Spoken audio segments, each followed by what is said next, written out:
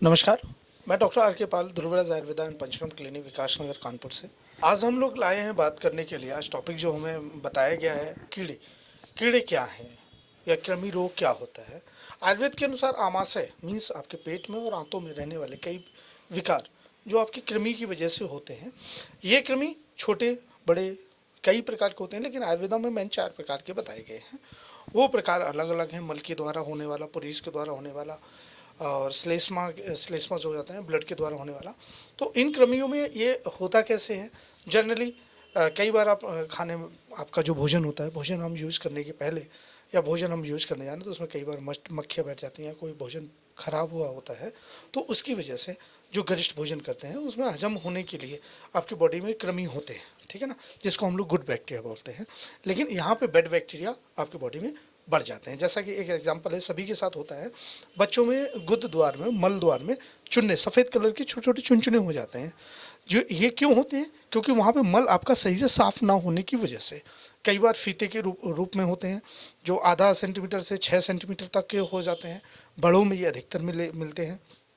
कई बार आप देखते हैं आपके मल के रूप में ये निकलते हैं 12 से 40 सेंटीमीटर तक के लंबे लंबे केचुए जैसे आपकी बॉडी से कीड़े निकलते हैं। अब इनके हमें कृमि है, हमें पता कैसे चलेगा, इसके बारे में हम लोग जनरली बात करते हैं। जैसे सबसे पहला है जी मिचलाना, मतलब अनायास आप कुछ खाएं या ना खाएं, आपको ऐसा लगेगा कि मुझे उल्टी जैसा या जी मिचलन, मुंह में पानी ज़्यादा आ रहा है, ठीक है ना।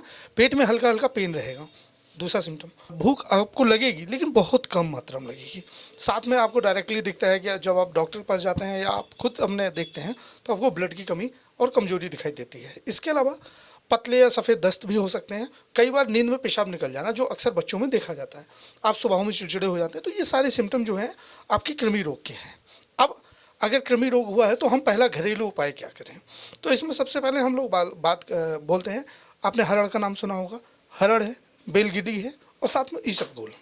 इन तीनों को आधा आधा चम्मच या इक्वल मात्रा में तीनों को मिला के रख लीजिए और आधा चम्मच डेली रात में आपको लेना है, ठीक है ना।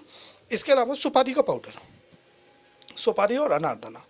सुपारी ले लीजिए, पिसा हुआ सुपारी का पाउडर, एंड अनार का छिलके का पाउडर।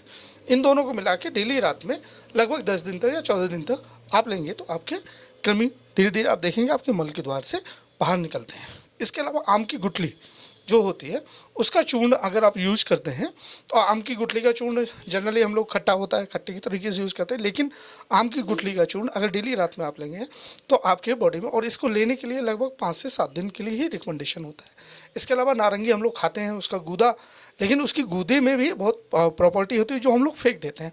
उनको छिलकों को छाया में सुखाकर उसमें वायुविड़ंग, आपने नाम सुना होगा, उसमें आधा चम्मच मिला के और दोनों को बराबर मात्रा में मिला के डेली सुबह या रात को सोते टाइम पे, खाली पेट या रात को सोते टाइम खाने के बाद आप इसको यूज़ करते हैं तो आपके बॉडी में जो कृमि है वो बॉडी से कम होते जाते हैं। नमस्कार, धन्यवाद।